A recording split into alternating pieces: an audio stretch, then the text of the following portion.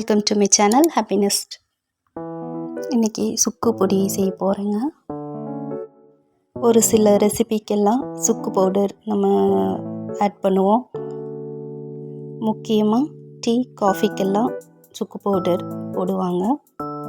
இந்த சுக்கு பவுடர் வேறு ஒன்றும் இல்லைங்க, இஞ்சியை காய வச்சு பொடியாக்கி வைக்கிறதா சுக்கு பவுடர்.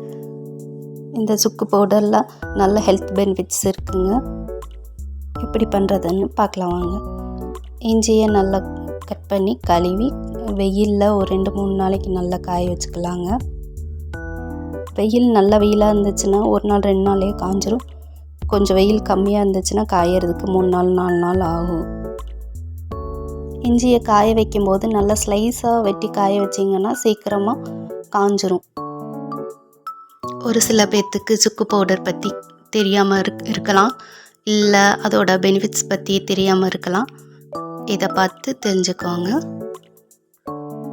கடையிலெல்லாம் சுக்கு பவுடர் கிடைக்கும், ஆனால் நம்மளே வீட்டில் செஞ்சு வச்சுக்கிறது நல்லது தானே.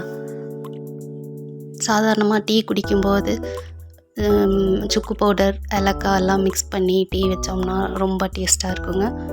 அதை உடச்சி பாருங்கள். அப்போ நல்லா ஈஸியாக உடஞ்சி வந்துச்சுன்னா காஞ்சிருச்சுன்ற அர்த்தம்.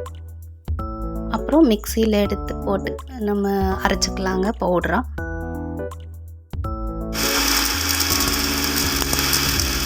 அரைச்ச பவுடரை ஸ்டோர் பண்ணி வச்சுக்கிட்டா 3 மாதம் 4 மாதம் வரைக்கும் நம்ம யூஸ் பண்ணிக்கலாங்க, ஒன்றுமே ஆகாது.